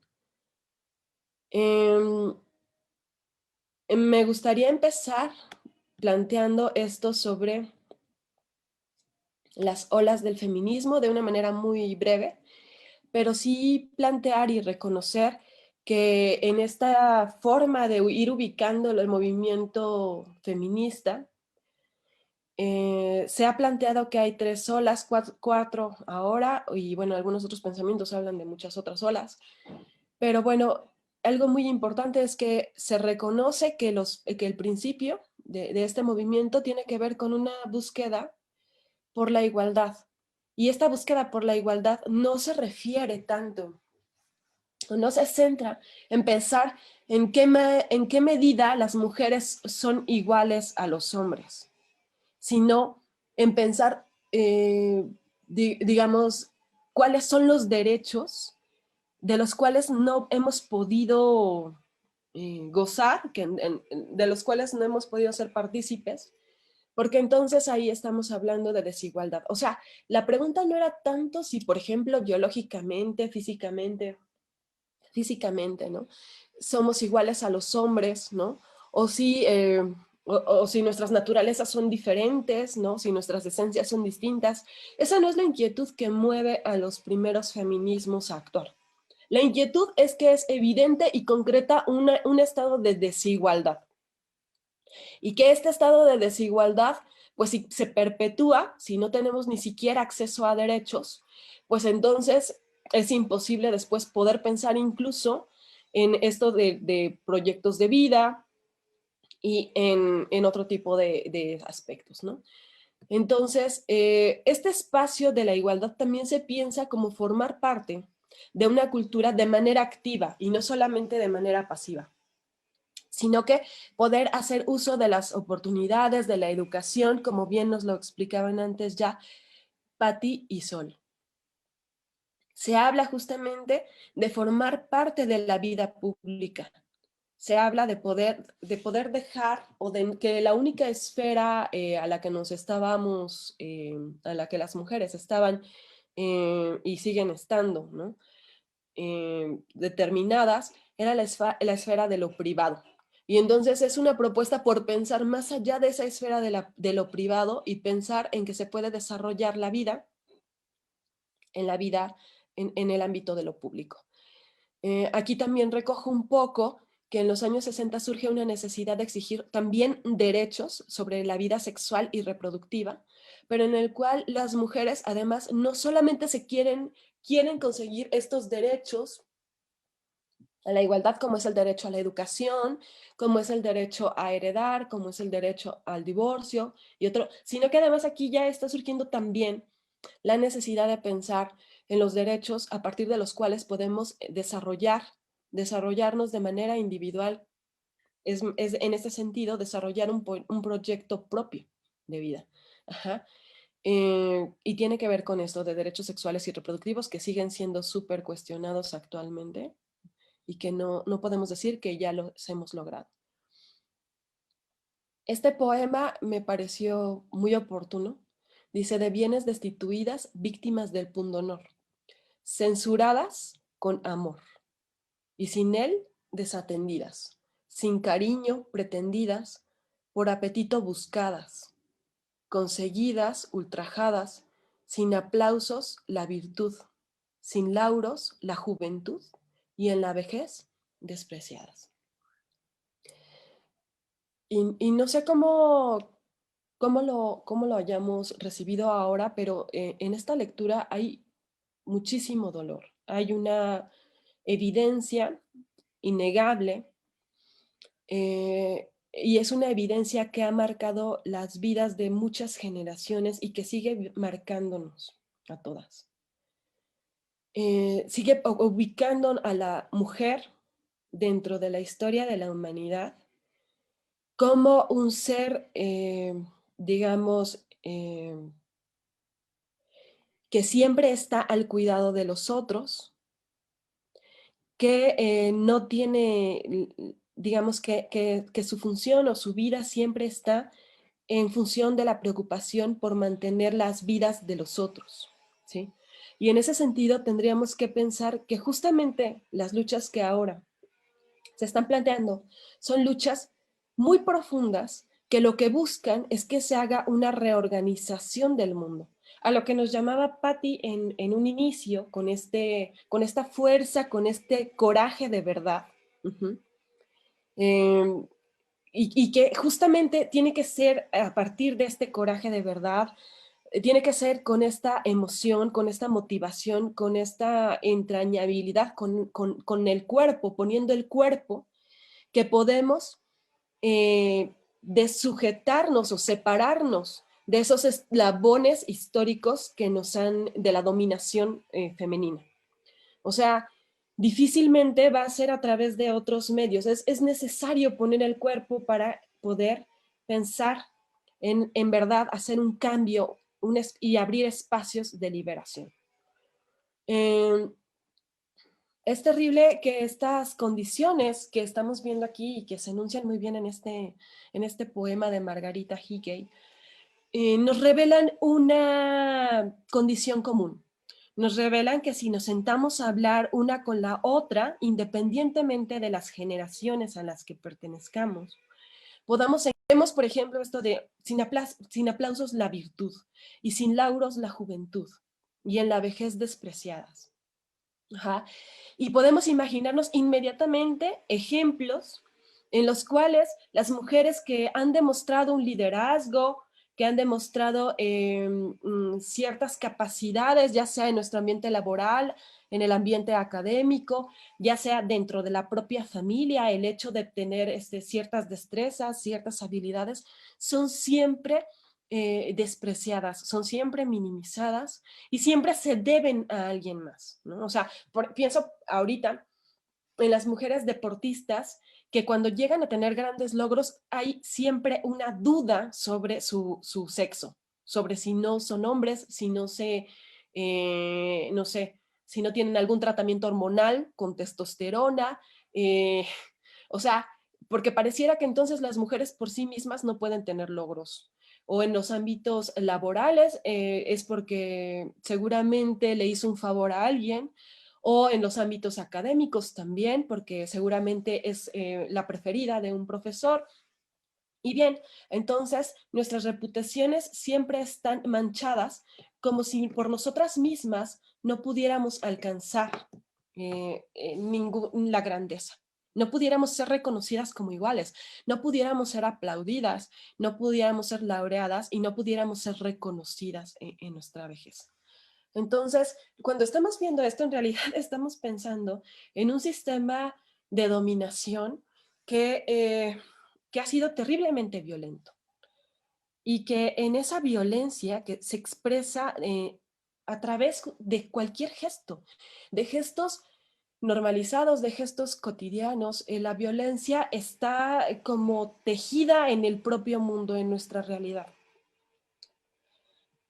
Ha sido un gran problema porque justamente la capacidad de decisión a la cual nos exhortan los derechos humanos y los derechos de las mujeres y los derechos en contra de las discriminaciones, ¿no?, tan recientes además, son derechos que una cosa es que estén ahí en la teoría o que estén ahí plasmados en las grandes normativas, y otra cosa es que en realidad podamos ejercerlos, que tengamos la capacidad de recuperar o de hacernos de esta capacidad de decisión, de decir y de poder hacer, ¿no? Entonces, bueno, yo puse esta frase de Simone de Beauvoir, seguramente es muy conocida por muchas de nosotras. Dice, no se nace mujer, se llega a hacerlo. Cuando Simone de Beauvoir nos habla de esto, nos está planteando justamente que el hecho de ser mujer tiene que ver con una construcción cultural. Es decir, tiene que ver con las formas en las cuales fuimos educadas, con las formas en las cuales nosotras aprendimos a pensar, a sentir, a decir, a decirnos a nosotras mismas, a reprimirnos a nosotras mismas, con las cuales aprendimos qué sentir y qué no nos podemos permitir sentir, qué no nos podemos permitir pensar, qué no nos podemos permitir hacer, ¿no? O sea, recientemente veía que había un cambio en la legislación en México, en la cual en este cambio era muy importante, porque justamente lo que nos planteaba, lo que plantea es que las mujeres que son víctimas de violencia difícilmente pueden poner una denuncia, porque la violencia no solamente es física, la violencia es psicológica, y porque estamos además insertos, estamos parados en un mundo patriarcal, en un mundo machista, misógino y sumamente violento contra las mujeres. Somos parte de ese mundo. Y al ser parte de ese mundo, ejercemos también esas violencias contra nosotras mismas, porque así aprendimos a ser con nosotras mismas y con las otras mujeres. Entonces, lo que nos ha enseñado este pensamiento patriarcal o esta forma de mirar la vida, de mirarnos a nosotras, de mirar a los otros, tiene que ver con una violencia en contra de lo femenino y una violencia sobre la mujer, sobre las mujeres concretas, ¿sí? Si se llega a hacerlo a partir justamente de ir aprendiendo estos valores y estos pensamientos e incorporándolos, entonces también lo que nos está diciendo, que no está explícito en esta frase, pero que está detrás, se infiere, es que se puede aprender a ser de otra manera. Que este ser mujer dentro del patriarcado puede cambiar, que podemos aprender a ser mujeres de otras maneras fuera del patriarcado. Ajá. Esta imagen me parece muy bella porque justamente están las relaciones entre generaciones y creo que ha sido como el hilo que he querido presentar desde el inicio con las diferentes imágenes en las cuales hay un deber, ¿no? O sea, hay un deber a estas mujeres viejas ya con pancartas que ponen, bueno, los derechos que no me tocaron a mí, que les toquen a ellas. Estamos hablando de luchas de hace décadas, de que muchas mujeres apenas ahora están viendo los frutos, ¿sí? Y que están viéndolos y que los disfrutan y que los gozan, porque saben que aunque muchos de esos derechos, por ejemplo, los derechos reproductivos, ya no les van a poder beneficiar a ellas, fueron luchas que gracias a ellas ahora benefician a otras mujeres más jóvenes. Ahora, algo muy importante es que esta postura en la cual las mujeres viejas tienen un deber, ¿sí? Un deber, una lucha por las nuevas vidas, no se queda en ello. O sea, la relación intergeneracional de responsabilidad por la liberación no se queda desde hacia un futuro. No se limita a una lucha para un futuro mejor, eso es lo que quise decir, sino que ahora también desde los nuevos feminismos y desde nuevos pensamientos, las mujeres se organizan para hablar de que a través de su propia liberación, a través de la liberación de esos aprendizajes aprendizajes de ser sometidas, ¿sí? A través de liberarse justamente con sus propios, digamos, recursos, ejercicios, nuevos hábitos, todos esos cambios que incorporan a sus vidas y que sus ancestras no tuvieron oportunidad de elegir, a veces ni siquiera, no solo de elegir, ¿saben? O sea, ni siquiera de pensar, ni siquiera de imaginar. Hablamos de este proyecto de vida, ¿no? O sea, era inimaginable, ¿sí? Siquiera pensar en otros tiempos en que las mujeres tuvieran derecho a planear su propia vida, ¿no? Entonces, estas nuevas colectivas, estas nuevas propuestas plantean que a través de la liberación en la propia vida de este patriarcado, pues ya se está liberando de alguna manera toda esta cadena, estos eslabones de dominación de nuestras ancestras, ¿sí? O sea, hay un mirar hacia atrás y mirar en la historia propia cómo es que nuestras ancestras vivieron esas dominaciones y reconocer que es nuestra responsabilidad actualmente liberarlas de esas opresiones. ¿A través de qué? A través de que en nuestra propia vida no permitamos más esa dominación. Entonces hay una doble responsabilidad y me parece que eso es algo, o sea, es una propuesta sumamente bella porque tiene que ver con un reconocimiento de nosotras como mujeres, no solamente en un momento, o como decía un poquito ahorita Sol, ¿no? Que decía ya, bueno, es que yo me puedo pensar a mí, más allá de la generacional, pensando en que la edad no solamente es cronológica lineal, ¿no? Sino que puedo pensarme desde mi vejez ahora.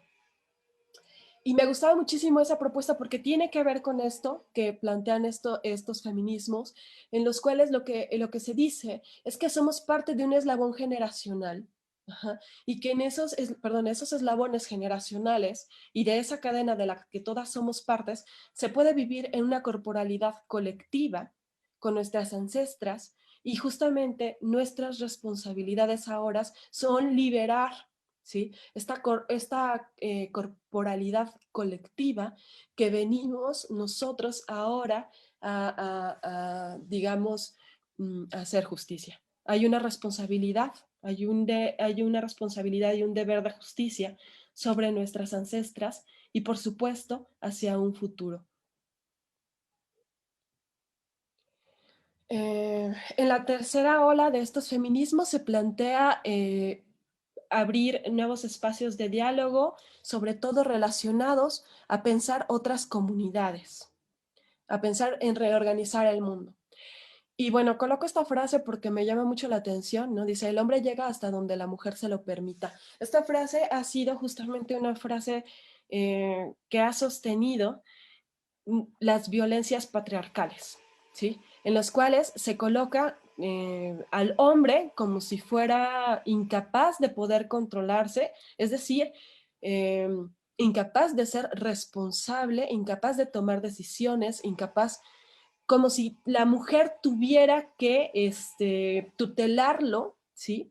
En un sentido, además de un tutelaje en el ámbito privado de la vida, ¿no? O sea, el hecho de que la mujer tenga que perdonar infidelidades, el hecho de que la mujer tenga que perdonar que el hombre llega violento y que es agresivo porque tiene hambre y porque está cansado, y todo esto en lo cual lo que estamos viendo es que estamos quitando responsabilidades a los hombres porque suponemos que nosotras tenemos la responsabilidad no solamente de cuidarlos, sino de entenderlos y de justificar sus violencias y de justificar sus faltas, ¿no? Y por otra parte, aquí tengo otro mandato de género en esta manta, ¿no? En esta bolsita de manta, en el que borda, ¿no? Por favor, no me mates, no me violes, no me acoses, no nos toques. Y preguntan, ¿esas sí son formas? O sea, porque además no solamente nuestros mandatos de género nos llevan a cuidar las vidas de los otros y a sacrificar un proyecto de vida propio para que los proyectos de todos nuestros familiares, de quienes están a nuestro alrededor, sí se concreten, sino que además la forma en la cual tienes que pedir que te respeten tiene que ser una manera que pues siempre ya desde del sometimiento, ¿no? Lo cual nos lleva también a pensar justamente en todos estos crímenes como el feminicidio, en los cuales ni aún en este, digamos, nivel tan radical de violencia como es el feminicidio, ni siquiera bajo una situación así es comprensible para la sociedad que las mujeres no pidan las cosas con cortesía y con educación, ¿no? O sea, sigue existiendo esta demanda social hacia las mujeres de que no se manifiesten, de que no rompan, de que no destruyan, de que tengan que ser con buenas maneras si quieren hablar, ¿no? Y pues bueno, este tipo de reflexiones justamente nos lleva a plantear que en realidad en nuestra sociedad pues tiene contradicciones y que esas contradicciones no se quedan a un nivel, digamos, inocente. Son contradicciones que están costando vidas, que están costando en México 11 vidas al día, ¿no? Y muchísimas escenas de violencia doméstica desde el noviazgo. Entonces, bueno, ¿cómo podemos hacernos responsables ante estas situaciones? Algo muy importante es que cuando hablamos de estos proyectos de vida, tenemos que pensar también en que los proyectos de vida son proyectos en los cuales se desarrollan con creatividad las elecciones y las deliberaciones de cada persona. Y cuando estamos hablando justamente en términos de vejez, estamos hablando de que ni aún en la vejez está de más hablar de ese proyecto de vida. Es decir, la vejez puede ser la oportunidad en esta época para planear y para pensar y para cambiar. Ajá. Por eso a mí me gusta mucho hablar de alteridad, en el sentido de que la alteridad es una condición a través de la cual vamos nosotras cambiando, nosotras internamente, pero también a través de la cual podemos movernos en ambientes que siempre están cambiando también. Y aquí la invitación es a poder mirar cara a cara y no pensar en la vejez como si fuera solamente un tumulto demandante, ajá, y como si la vejez fuera siempre la misma, sino que en cada una de esas mujeres podemos encontrar ideas, podemos encontrar un mundo, ¿no? Entonces, por eso la importancia de la aproximación cara a cara y no de masificar a la vejez, ajá, de una manera irresponsable como solemos hacerlo, ¿no? De una manera totalizante. Me gustó muchísimo el segundo video en el cual una de las mujeres nos decía, no se trata de que sea a través de dádivas que educamos a nuestras hijas, o que recibimos, ¿no? Los afectos, no son dádivas, se trata de que sea a través de ejemplos, ¿no? Y bueno, ya para concluir, porque ya me estoy pasando el tiempo, quise hablar de Virginia Woolf, que nos plantea en un texto que se llama Un cuarto propio, que qué hubiera pasado si los hombres en la literatura fueran los amantes de las mujeres, en vez de que las mujeres solamente aparecieran como ese personaje secundario, que los hombres lo aparecieran. Y bueno, esta metáfora de Virginia me parece maravillosa. Dice que ella pone como ejemplo que es como si tuviéramos una pequeña moneda en la nuca y que por supuesto, es imposible que nosotros alcancemos a ver esa moneda y que a través de la historia patriarcal, los hombres se han dedicado a mirar esa pequeña moneda en las nucas de las mujeres y a describirla y a decir de ellas. Ajá. Mientras que las mujeres no pueden hablar ni de sí mismas, ni de esa pequeña moneda, ¿no? Que está en la nuca escondida de sí mismas. O sea, no pueden hablar.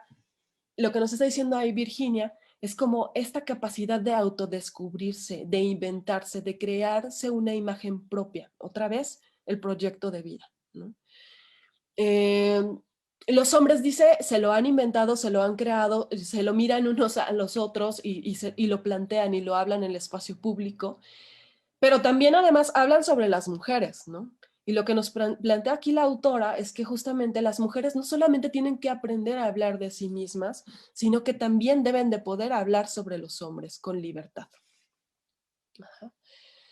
Y habla justamente esta autora de la importancia de hacernos de un espacio propio, de una habitación propia, que además, como seguramente podemos identificarlo, o sea, en el matrimonio la habitación se comparte, es la habitación de la pareja, ¿sí? Y en la casa difícilmente encontramos una espacialidad para poder desarrollar una subjetividad, ajá, para poder diseñar, para poder expresarse, para poder abrir un espacio que se expanda, en el cual se pueda pensar una singularidad y un reconocimiento de la propia existencia. Para Virginia es muy importante empezar por esto, o sea, esta reorganización que pensamos del mundo y de los cuidados tiene que ir acompañada con una capacidad de dar también un espacio propio a las mujeres, un espacio, bueno, aquí en la última parte, dice un espacio de confianza abierto a lo posible y a lo simbólico que nos permite sostener las fuerzas y generar dinámicas constructivas y saludables. Y para terminar, justamente me pareció oportuno hablar del papel de la autonomía, porque el papel de la autonomía es algo que presumimos todos. O sea, cuando se consiguió esto como un derecho para las mujeres, supusimos que entonces, bueno, qué maravilla que las mujeres puedan tener estos proyectos y puedan desarrollarse de manera independiente, es un derecho a su individualidad como personas y todo esto, pero detrás de esta autonomía, digamos, ¿quiénes sí tienen derecho a ser autónomos, a ser libres? Ajá.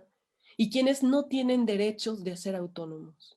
O sea, las mujeres no tienen derecho a la autonomía, en el sentido de que es a partir de que ellas sostienen las vidas y los cuidados de los demás, que los otros pueden salir al mundo a desarrollar una autonomía, ¿no? O sea, dígase hijos, dígase esposo, dígase el resto de las personas, ¿no?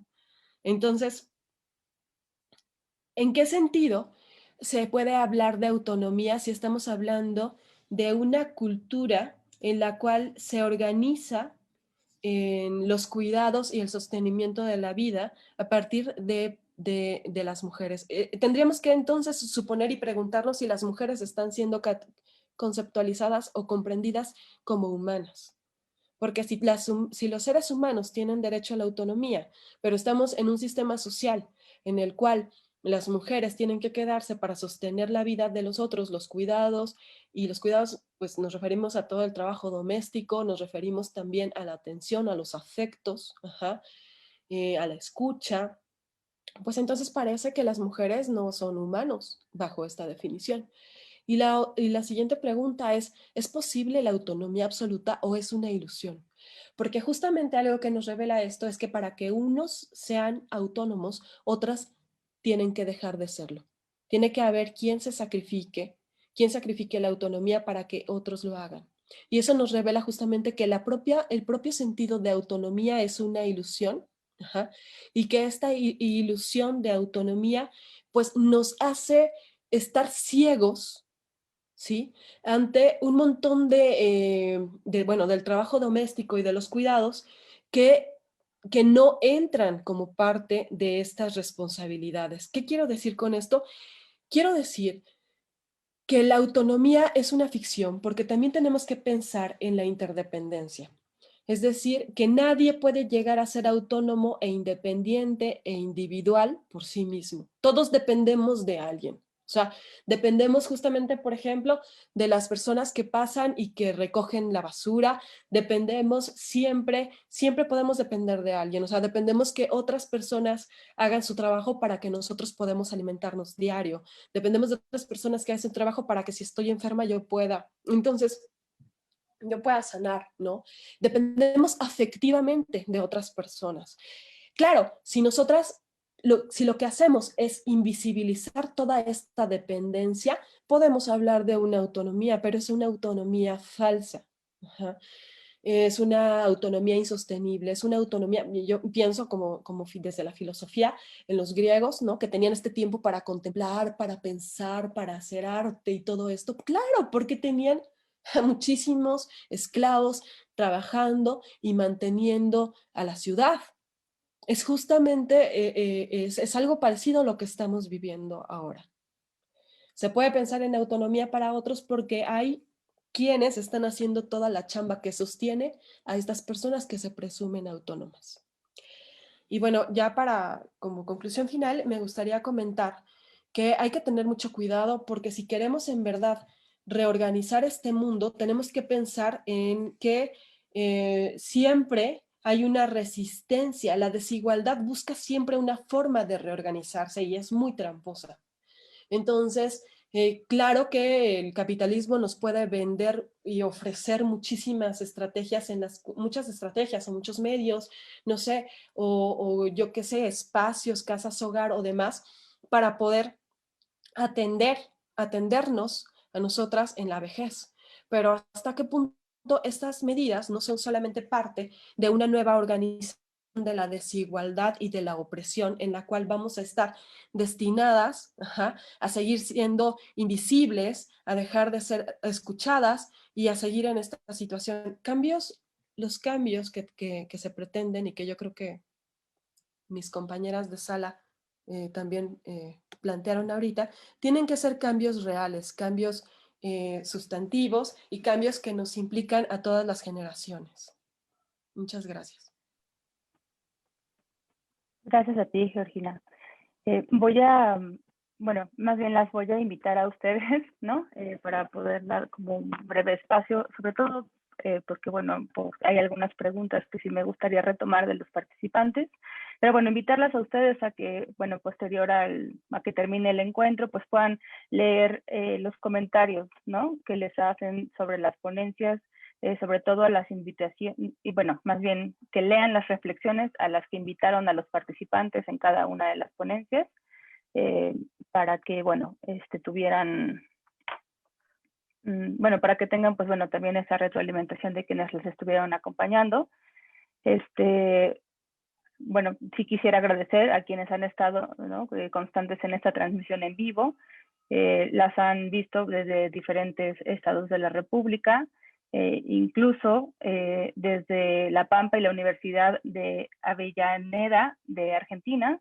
Las han seguido desde Morelos, Baja California, Guanajuato, Querétaro, Sonora, Coahuila, San Luis Potosí, Hidalgo, Oaxaca, Puebla, Veracruz, Zacatecas, diferentes municipios de los estados del país y del Estado de México. Voy a leerles brevemente algunas preguntas que me hicieron llegar. Bueno, las acortamos un poco, pero bueno, hay también ciertas reflexiones. Muy cierto, las cuidadoras son descuidadas y por eso tanto colapso en el cuidador. Me encantó esto de los cuidados son responsabilidad colectiva, no nada más de la adultez mayor, en muchas etapas. Socialmente no estamos preparados para los cuidados comunitarios. La actualización y valoración de la prestación de cuidados en las mujeres es súper necesaria. Excelente visibilizar en foros públicos actualizaciones sociales como las mujeres de comunidad LGBT+, y en condiciones migrantes. Es muy difícil para las personas mayores entender, fueron educadas de diferente manera. Y la primera pregunta, ¿qué ocurre con la participación de las personas mayores maternalistas que visitan y son sustento en algunos casos para sus familiares que se encuentran en centros de reclusión? No sé si alguna de ustedes quisiera abrir micrófono y comentar algo al respecto.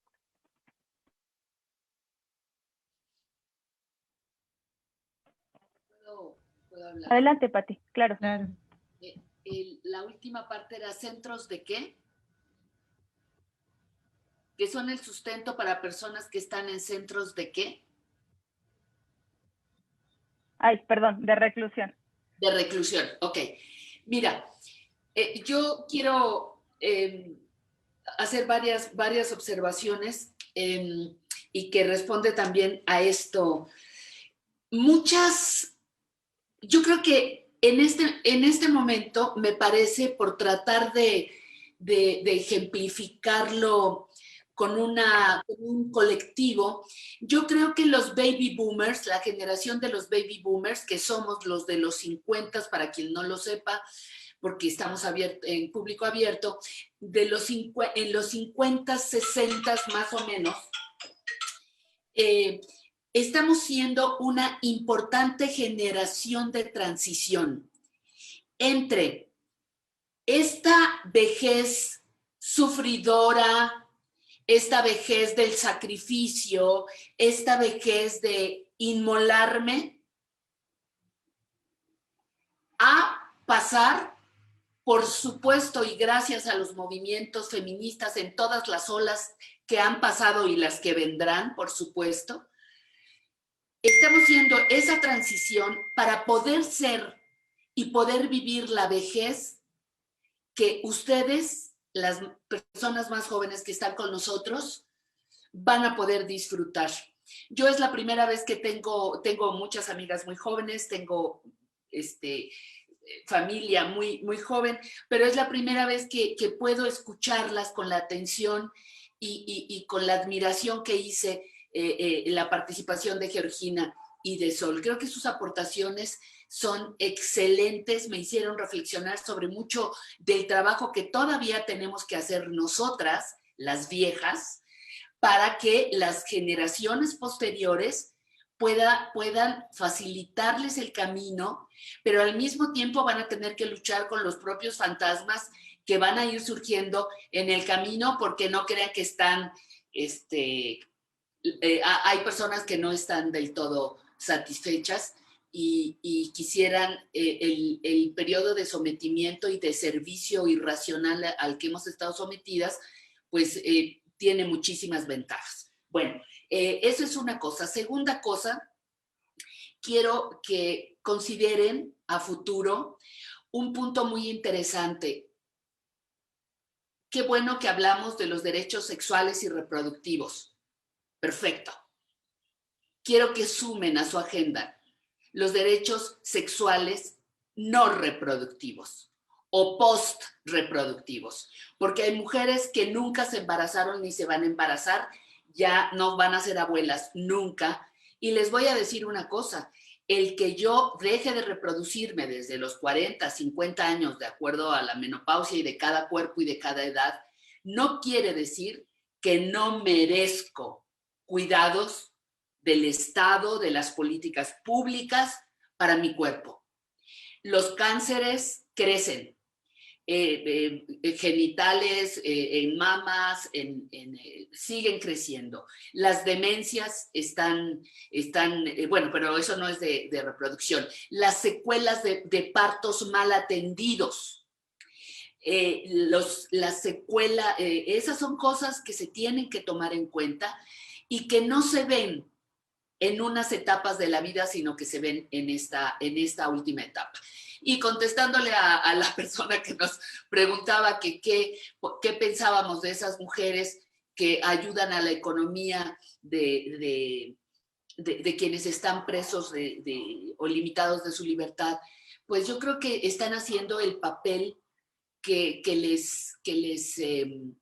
se les enseñó a hacer desde hace muchos años. Yo creo que pertenecen a esta generación de la que yo digo, los baby boomers somos transitorios. Sí hay una parte, trabajé muchos años con mujeres, muchos años directo, tomando llamadas directo de la radio en vivo durante casi 10 años y sé cómo estamos condicionadas por una cultura de ofrecer el sufrimiento, de que ser mujer es doloroso, de todas estas cosas que permean el pensamiento todavía de muchas mujeres que siguen llevando a sus hijos, delincuentes o no, porque hay unos que están presos sin ser delincuentes, por juicios injustos, etcétera, pero siguen siendo el sostén de esas familias y como adultas mayores procurando resolver y cuidar de la vida de otros, aunque en ese camino les esté olvidarse de ellas mismas.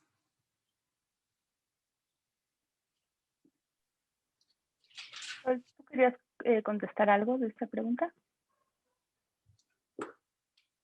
Es que no.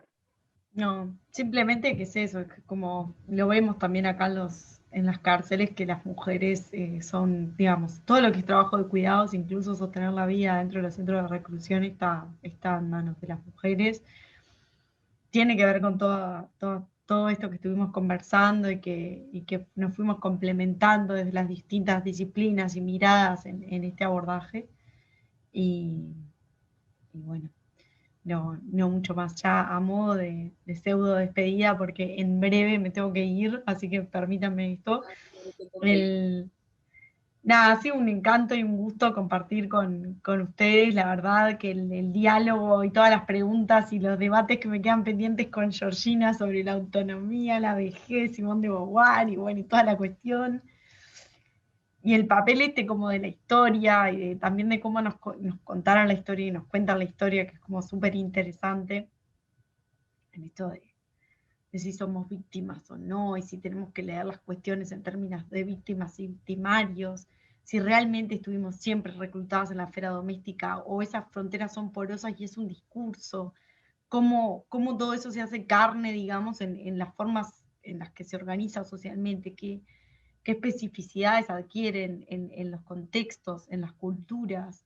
A mí me interesa mucho avanzar sobre esto, antes de irme me gustaría como dejarlo, ¿no? Esto de cómo los contextos de interacción y las culturas diferentes, que no son occidentales, que no cuidan de una manera occidental, familiar, basada en las relaciones de parentesco, cómo se diseñan políticas públicas, cómo integramos esas diversidades, ese multiculturalismo, esas experiencias de vida en cómo pensamos este tema también. Y lo digo desde un lugar súper cooptado por una lógica como de política pública estatal académica, de uso de tiempo, de medición, de las encuestas y de proponer programas que son súper urbanos.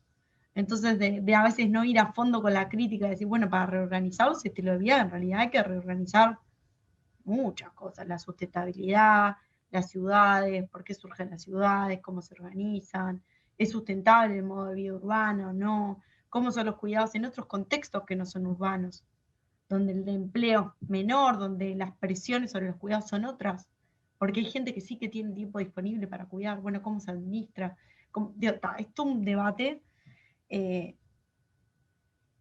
nada, es apasionante porque está teniendo lugar, estamos pudiendo tener estos espacios, así que les agradezco mucho y ojalá nos podamos volver a encontrar en otra participación, en otro encuentro para ir a fondo más sobre cada uno de estos temas. Y nada, gracias Lucía por convocarme y por convocarnos a las 3. Gracias a ti, Sol. Pues sí, bueno, sí, realmente ya efectivamente les estoy ocupando un poco más de su tiempo. Si me permiten, pues bueno, igual les mandaré, ¿no? a sus correos como los comentarios y preguntas, y ustedes más adelante podrían en el mismo chat, ¿no? Entrar y contestar para no dejar esto como pendiente con los participantes que los acompañaron y con las participantes que los acompañaron. Entonces, bueno, cierro este encuentro, ¿no? A nombre del Instituto Nacional de las Personas Adultas Mayores. Agradecemos a nuestras ponentes, a Patricia Kelly, a Sol Escabino y a Georgina Romero por su participación en este encuentro, pero también a Guadalupe Díaz Romero, a María del Carmen Mendoza, a Alberta Hernández, a Nancy Vázquez y a Carmen Zabaleta Herrera por su colaboración para la realización de las cápsulas. Gracias por permitirnos a través de su narrativa comprender que existen diversas formas de experimentar el envejecimiento y de percibir la vejez. Por ayudarnos a construir un espacio de intercambio a ustedes, ¿no? Que pues bueno, pueda motivar a las personas de diferentes edades, niñas, niños, jóvenes, personas adultas mayores, a reflexionar y construir desde sus saberes, sus acciones, a alcanzar condiciones que posibiliten una vida digna, justa, equitativa, que todas y todos merecemos, ¿no? Finalmente, pues bueno, agradecer a las personas que se interesaron por el tema del día de hoy, que nos estuvieron acompañando en esta transmisión. Les pedimos, ¿no? También, bueno, a ustedes, a quienes nos están viendo, que se mantengan pendientes de las redes sociales del INAPAM para que conozcan las próximas actividades que tenemos programadas. A final de mes, el último viernes, va a estar con nosotros Ana Freixas con una conferencia igual sobre género y vejez, y espero también ustedes puedan acompañarnos, ¿no? bueno, sin más, pues muchas gracias y espero encontrarlas pronto en otro espacio. Muchas gracias. Gracias. Hasta luego. Bye, bye. Gracias, Adiós, un Pati. gusto, Bye, queridas. Bye, Cristina. Gracias.